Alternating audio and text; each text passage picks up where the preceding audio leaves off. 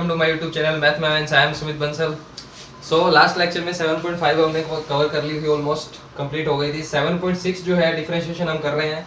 तो 7.6 के अंदर हम एक नया कॉन्सेप्ट सीखेंगे जिसका नाम है रोल्स थ्योरम, रोले प्रमेय जिसे कहते हैं हिंदी में, ठीक है। रोल्स थ्योरम इसे हम कहेंगे। ओके, एक और हम इसमें पढ़ेंगे लैग्रांजे थ्योरम, वो जब आगे क्वेश्चन आएगा तब मैं बताऊंगा। सो रोल्स थ्योरम के अंदर बेसिकली है क्या, हमें किन किन चीजों का ध्यान रखना है, क्या करना है क्या नहीं करना, वो ध्यान देंगे। सबसे पहली बात, जो हमारा फंक्शन है, जो फलन है, वो एक क्लोज इंटरवल में डिफाइन होना चाहिए। क्या होना चाहिए? डिफाइन होना चाहिए, वेल डिफाइंड। अब इसका क्या मतलब है? फंक्शन सभी पढ़ चुके हो 11th क्लास में कि वेल डिफाइंड फंक्शन क्या होता है, वो सभी आप जानते हो। हिंदी में अगर मैं इसको बताना चाहूँ तो एक फलन है आपका, किसी interval, close interval A B के अंदर क्या होना चाहिए? सुपरिभाषित होना चाहिए। क्या होना चाहिए? सुपरिभाषित, वेल डिफाइन जो है वो होना चाहिए, ठीक है।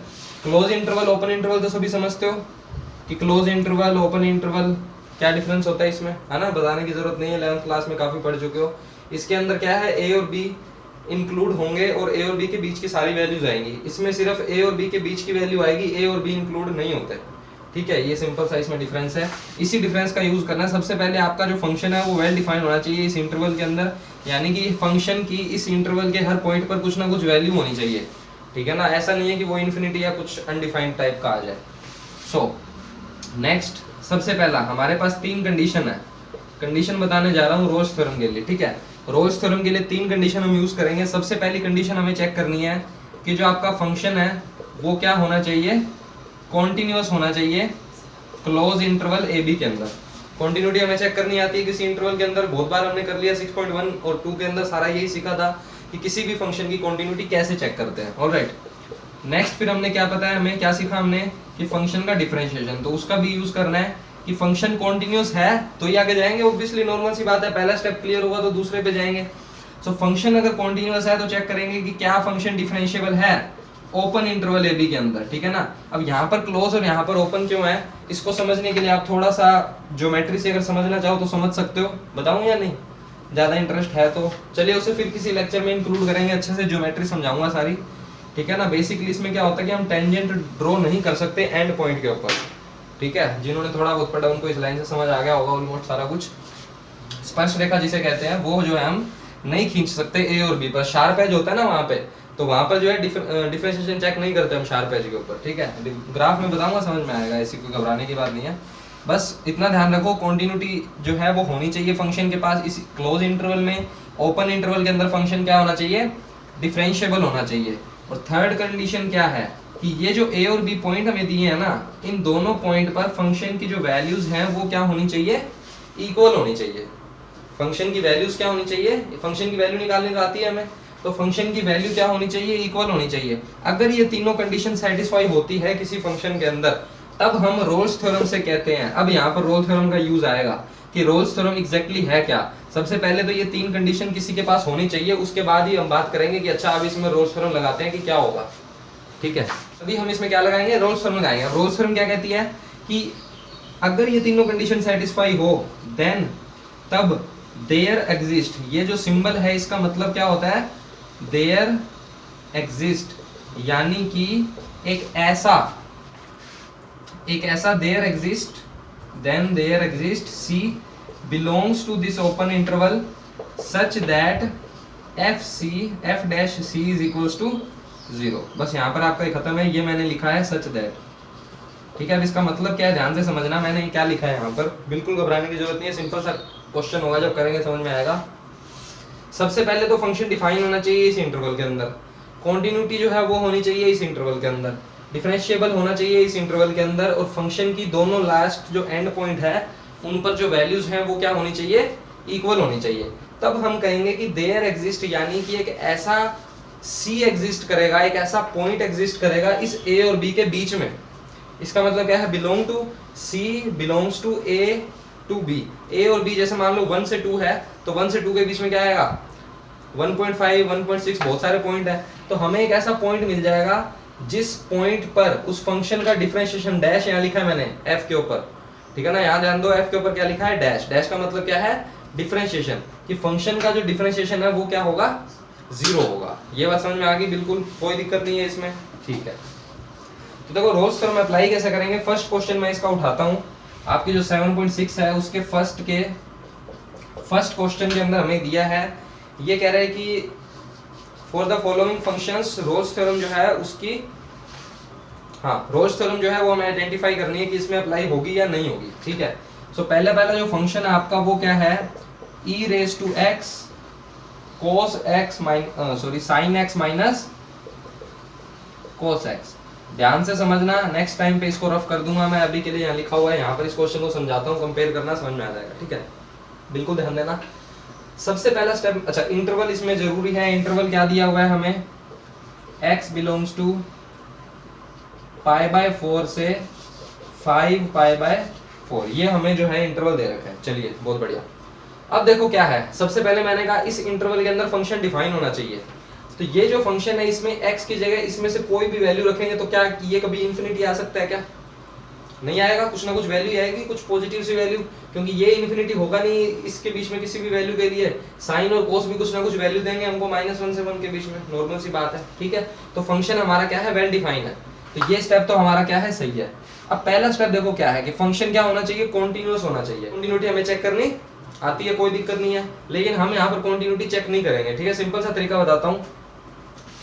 तो देखो मैं आपको बता रहा था एक सिंपल सा तरीका, मैंने यहाँ क्या लिखा है, पॉलिनोमियल्स यानी कि बहुपद, ट्रिग्नोमेट्रिक फंक्शन, त्रिकोणमितीय फलन, एक्सपोनेंशियल फंक्शन यानी कि e की पावर ax और a की पावर x, ठीक है। e की पावर x, a की पावर x एक्सपोनेंशियल होते हैं ये, और लोगारिथमिक फंक्शन, लोग लघुगणकीय जो फलन होते हैं।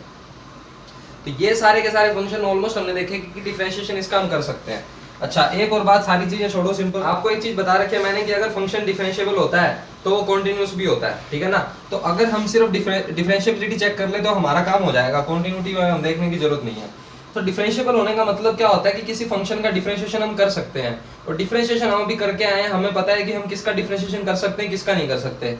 तो ये जो फंक्शन है इसका डिफरेंशिएशन कर सकते हो क्या, है? नहीं कर सकते? कर सकते हैं ना। e की पावर ax है, u इंटू भी लग जाएगा, साइन का होता है cos, cos का होता है माइनस साइन, e की पावर ax का e की पावर ax, तो कुछ हमारे पास वैल्यू आ जाएगी, डिफरेंशिएशन इसका हम कर सकते हैं। तो अगर ये फंक्शन डिफरेंशिएबल है तो कॉन्टिन्यूस तो अपने आप ही हो जाएगा, और जैसा कि मैंने बताया कहीं पर भी इन्फिनिटी तो ये बन ही नहीं रहा। तो ये दोनों कंडीशन हमारी क्या है, सेटिस्फाइड है। समझ में आ रही है ना बात। हमारे जो पहले दो स्टेप हैं वो क्या हो गए, क्लियर हो गए कि कॉन्टिन्यूस भी है, डिफरेंशिएबल भी है, क्योंकि इसका डिफरेंशिएशन हम कर सकते हैं। अब हमें चेक क्या करनी है, थर्ड कंडीशन, कि f a पर वैल्यू और b पर वैल्यू क्या होनी चाहिए, इक्वल होनी चाहिए। तो देखो हमें अब थर्ड कंडीशन चेक करनी है, a और b पर वैल्यू इक्वल होनी चाहिए। ये मेरा क्या है, a और ये मेरा क्या हो गया, b। तो इन दोनों पर वैल्यू चेक करनी है, तो करते हैं कि f π/4 पर वैल्यू कितनी है। तो e की पावर क्या हो जाएगी, π/4 sin π/4 माइनस cos π/4। sin π/4 कितना होता है, 1/√2। cos π/4 कितना होता है, 1/√2। अरे यार कैसे पागल लोग हो, तुम्हें वैल्यू नहीं पता। 45 डिग्री, π/4 मतलब 45 डिग्री, ठीक है, ऐसे याद है क्या। तो ये कैंसिल हो गया, कितना आ गया, 0। फिर हमें किस पर वैल्यू चाहिए, 5π/4 पे, क्योंकि ये हमारा क्या है, b है, वेरी गुड। तो e की पावर क्या हो जाएगी, 5π/4 sin 5π/4 माइनस cos 5π/4। अब 5π/4 की वैल्यू काफी लोगों को पता नहीं होगी, तो 11th क्लास में आपने सीखा है कि इस टाइप की वैल्यूज को कैसे फाइंड करते हैं। तो इसको देखो मैं क्या लिख सकता हूँ, pi plus π/4, 4 into pi 4π plus 1π 5π, ठीक है। सिमिलरली ये क्या हो जाएगा, cos 5 प्लस पाई प्लस π/4।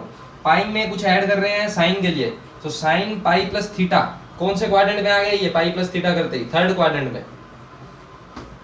अरे यार 0 π/2 पाई 3π/2 2π, भूल जाते हो। पाई प्लस करना है, यहाँ पर आ गया, यहाँ पर जो साइन है वो कैसा होता है, नेगेटिव होता है। तो क्या आएगा, माइनस का cos π/4, cos पाई क्या होता है यहाँ, नेगेटिव cos होता है, तो क्या हो जाएगा, negative negative positive sine π/4 into में क्या है, e की पावर 5π/4। दोनों की वैल्यू कितनी है, 1/√2 1/√2 कैंसिल हो जाएंगे, क्या आएगा। एक स्टेप और लिख देता हूँ, कंफ्यूज हो रहे हो, बिल्कुल घबराने की जरूरत नहीं है, सिंपल सा क्वेश्चन है, भगवान का नाम लेके समझ लो, इसको समझ में आ जाएगा। 0 है इक्वल, ये भी 0 ये भी 0, तो दोनों क्या हो गए, इक्वल हो गए। यानी कि f की जो π/4 पर वैल्यू थी वही वैल्यू किस पर आ गई, 5π/4 पर। तो देखो डिफरेंशिएबल तो था ही है, पहली कंडीशन सेटिस्फाइड, दूसरी सेटिस्फाइड, तीसरी भी सेटिस्फाई होगी। तो अब इसके अंदर हम क्या लगा सकते हैं, रोल्स पर में लगा सकते हैं। लगाने के लिए इसने बोला है या सिर्फ चेक करना है? हाँ, अप्लाई हो सकती है तो फाइंड तो करना ही है ऑब्वियसली। सो हमारे पास क्या है, तीनों कंडीशन सेटिस्फाई हो गई। ये वाला पार्ट मैं रफ नहीं करना चाहता, इसी को कर देता हूँ क्योंकि वो हमें जो है ज़रूरत पड़ेगी उसकी, ठीक है। सो इसको रफ कर सकते हैं। तो अब देखो क्या चीज़ है, तीनों कंडीशन सेटिस्फाई हो गई, तो अब मैं क्या लिखूंगा, by Rolle's theorem. Rolle's theorem से, जो रोल थ्योरम है वो क्या है, इसके अकॉर्डिंग अब हमें एक ऐसा सी मिलेगा, there exist C belongs to this interval, ठीक है ना। ए और बी स्मॉल वहां है ब्रैकेट के साथ, तो हमें जो है इसके बीच में एक ऐसा सी मिलेगा सच दैट फंक्शन का डिफरेंशिएशन करेंगे जब उस सी के लिए तो जीरो आएगा। तो हमें बेसिकली ये सी फाइंड करना होता है क्वेश्चन के अंदर। तो मैंने देखो बेसिकली आपको बस अब ये फाइंड करना है, ठीक है। सबसे पहला स्टेप क्या है कि आप डायरेक्ट देख लो फंक्शन डिफरेंशिएबल आपका है, ठीक है ना। डिफरेंशिएबल है, फिर ये पॉइंट चेक करो कि दोनों इक्वल होने चाहिए। अगर दोनों इक्वल है तो तीनों चीजें देखो हमारी सेटिस्फाई हो गई ऑलमोस्ट। तो अब हमें क्या कह रहे हैं, हम एक सी मिलेगा इसके बीच में कि जिसका डेरिवेटिव जीरो के इक्वल होगा। तो एफ का डैश देखते ही समझ में क्या आता है कि इसका क्या करना है, हमें डेरिवेशन डिफरेंशिएशन करना है, ठीक है, अवकलन करना है। Very good. इसका हमें क्या करना है, डिफरेंशिएशन करना है। डैश देखते समझ में आ गया, वन टाइम करना है। सो u इंटू वी इसमें लग रहा है, ये u हो गया, ये v हो गया। e की पावर x को मैंने कांस्टेंट रखा, इसका डिफरेंशिएशन करने जा रहा हूँ। साइन का क्या हो जाएगा, cos, cos का क्या हो जाएगा, माइनस साइन, यानी कि minus minus plus. Very good. अब इसको क्या रखेंगे, कांस्टेंट रखेंगे, फिक्स रखेंगे, साइन माइनस cos को। e की पावर x का करेंगे तो क्या होगा, e की पावर x ही हो जाएगा, कोई दिक्कत नहीं है यहाँ तक। Very good. दोनों में कॉमन क्या आ गया, e की पावर x, बच क्या गया, cos plus sign minus cos, बच क्या गया, साइन प्लस साइन 2 साइन, तो ये हो गया 2ex साइन x। ओके, सो ये क्या हो गया, 2ex साइन x। कोई इशू नहीं है इसके अंदर। तो ये देखो मेरा क्या आ गया, f डैश x आ गया यहाँ पे, लेकिन मुझे x की जगह पर रखना क्या है, c रखना है। तो f डैश c कर दोगे तो ये क्या हो जाएगा, 2e की पावर c साइन c। इसको किसके इक्वल रखना है, जीरो के, है ना।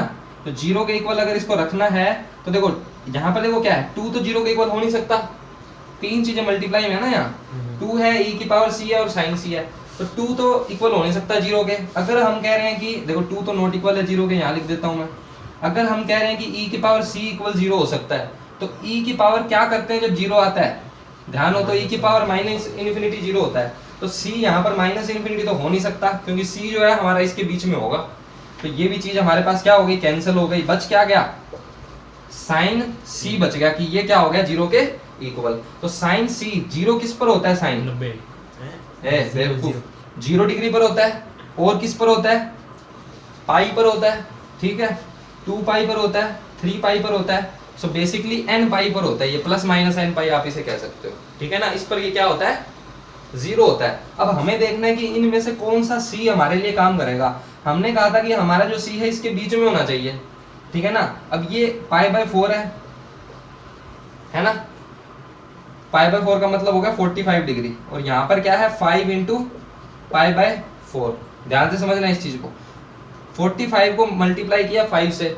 तो बेसिकली मैं ये कहना चाहता हूँ, अच्छा इसको यूँ समझो, चलो सारी चीजें छोड़ो। इस 5 में जब 4 का डिवाइड करेंगे तो 1 से तो बड़ी वैल्यू आएगी, 1 पॉइंट समथिंग आएगा। इसको जब मैं ऐसे लिखता हूँ तो इसमें जब मैं इसका डिवाइड करूंगा, देखो सबसे पहले जीरो है, जीरो तो इसके बीच में आ रहा है क्या, नहीं आ रहा है, ये बताओ पहले। जीरो नहीं आ रहा है इसके बीच में, तो जीरो हमारा कैंसिल हो गया। फिर मैं जा रहा हूँ पाई के ऊपर, तो पाई देखना कि इसके बीच में आ रहा है क्या।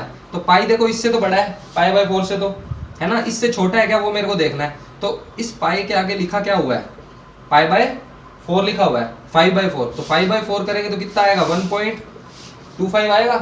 तो 1.25 को पाई से मल्टीप्लाई कर रहे हैं हम, तो इससे तो छोटा ही होगा ना पाई मेरा। समझ पा रहे हो बात क्या कहना चाह रहा हूं मैं। तो कहने का मतलब क्या है कि ये जो मेरा पाई है वो इसके बीच में बिलोंग कर गया, तो यानी कि जो मेरा c है वो क्या आ गया, पाई के इक्वल आ गया। तो ये जो c है ये हम ढूंढना चाहते थे। एक फ्लो में दोबारा बताता हूँ, आज के वीडियो में सिर्फ एक ही क्वेश्चन करेंगे, थोड़ा सा टेक्निकल इशू हो रहा है तो ज्यादा क्वेश्चन हो नहीं पाएंगे। दोबारा इसको समझ लो। फंक्शन हमने देखा, देखते ही पता चल गया कि यहाँ पर ये क्या है, एक्सपोनेंशियल है, ये ट्रिग्नोमेट्री फंक्शन है। अभी मैंने यहाँ लिखवाया था, इस टाइप के फंक्शन होते हैं कॉन्टिन्यूअस और डिफरेंशिएबल।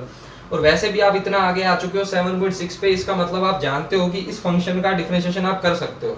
डिफरेंशिएशन आप कर सकते हो, इसका मतलब कॉन्टिन्यूटी तो होगी होगी वहां पर, यानी कि ये दोनों स्टेप तो हमारे टिक हो गए। तीसरा स्टेप आता है कि ए और बी पर फंक्शन इक्वल होने चाहिए, तो अभी मैंने करा था 0 0 आ रहा था तो इक्वल थे वो। फिर तीसरे स्टेप क्लियर होने के बाद हम कह रहे हैं कि एक ऐसा सी मिल जाएगा इन दोनों के बीच में, एक सी मिल जाएगा इन दोनों के बीच में जिस पर डेरिवेशन करने पर 0 आएगा। तो हमने पहले डेरिवेशन कर लिया तो 2e की पावर x sin x आ गया, x के प्लेस पर c रखा तो ये आ गया। इसको इक्वल रखना होता है 0 के ताकि c की वैल्यू मिल जाए। 2 0 के इक्वल हो नहीं सकता, e की पावर 0 के इक्वल हो नहीं सकती, sin c अगर 0 के इक्वल है तो c ये सारी वैल्यू ले सकता है। अब इनमें से कौन सी वैल्यू हमारी सही है, तो 0 तो इस इंटरवल में बिलोंग कर नहीं रहा, पाई जो है वो इस इंटरवल में बिलोंग कर गया, 2 पाई जो है ज्यादा हो जाएगा। अगर किसी को ये चीजें समझ में नहीं आ रही तो